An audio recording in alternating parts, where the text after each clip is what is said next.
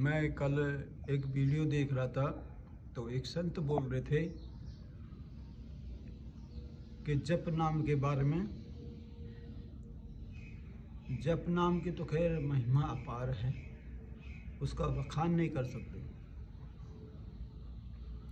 पर लेकिन ठाकुर जी की सेवा नवदा भक्ति में, दान में और पुण्य में, अगर जब ये सारी शक्तियाँ एक इकट्ठी होंगी और उसके साथ में जप नाम होगा तो उसका तपोबल, उसका भजन अपार हो जाएगा। जप नाम तो खैर चारों युग में है, और कलयुग में तो खास करके विशेष करके बताया कि कलयुग केवल नाम आधारा, सुमर सुमर नर उतरे पारा। नाम की तो महिमा अपार है, पर लेकिन उनके साथ में दया जरूरी है, और दया जरूरी है किसी के प्रति। जीव जंतु पशु मनुष्य सबके लिए दया जरूरी है, और दया नहीं है तो हमें ये भजन जप यज्ञ दान पुण्य इत्यादि से कोई लाभ नहीं होगा। भगवान खुद कहते कि जिसके अंदर दया होती है उसके अंदर मैं होता हूँ। तो दया जरूरी है किसी के प्रति, मनुष्य हो या पशु हो या वृक्ष हो या कोई जो प्रकृति का बना हुआ उसके प्रति दया जरूरी है। और साथ में प्रभु की सेवा भी जरूरी है, जैसे ठाकुर जी की सेवा है, मंदिर में झाड़ू लगाना, आए तो वृक्षों में पानी दे देना, गौ सेवा कर देना, या पक्षियों के लिए दाना डाल देना, चींटियों के लिए, मच्छी है कई मच्छियों के लिए दाना डाल देना। इससे क्या है, हमारा तपो बल बढ़ता है। साथ में जप नाम करोगे तो और भी बल बढ़ता है। तो नाम की महिमा तो अपार है, उसका तो खैर बखान ही नहीं किया जाता। जितना सुमरण करोगे, नाम जप का अर्थ होता है सभी दोषों से परे हो जाना। जितना इसका सुमरण करोगे तो आपके अंदर एक ऊर्जा उत्पन्न होगी, एक शक्ति होगी, एक नेगेटिव ऊर्जा चालू हो जाएगी, एक चक्कर एक्टिवेट हो जाएगा शरीर के अंदर उसको जाप करते करते।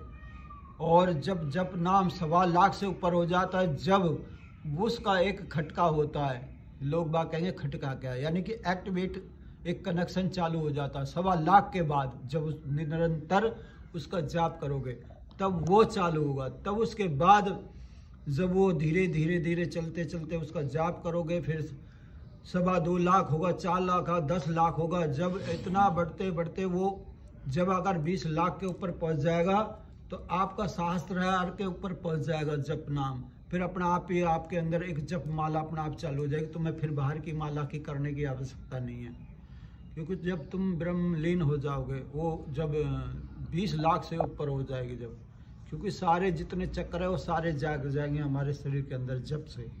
और दान पुण्य इत्यादि इनसे करने से हमारे अंदर के तपोबल बढ़ते, तेज बढ़ता है। इसलिए महाराज जी जो कह रहे थे कि भाई जप नाम में और जब और छोड़ दो, कि ठाकुर जी की सेवा छोड़ दो और कोई सेवा नहीं है, तो मेरे हिसाब से, मेरे मत से ठाकुर जी की सेवा, आंगन की जो मंदिर की है, झाड़ू पोछा, लंगर सेवा और अतिथि सेवा, ये सब प्रभु की सेवा, उन्हीं के कार्यों को कर रहे हैं। और जब ये भी एक है, जो झाड़ू लगाएगा तो उसका 1000 जाप हो जाता है। अगर ठाकुर जी का बर्तन धोता है तो उसका भी 1000 जाप होता है।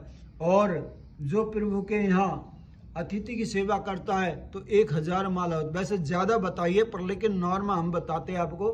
गौ सेवा करता है तो उसकी भी 1000 है।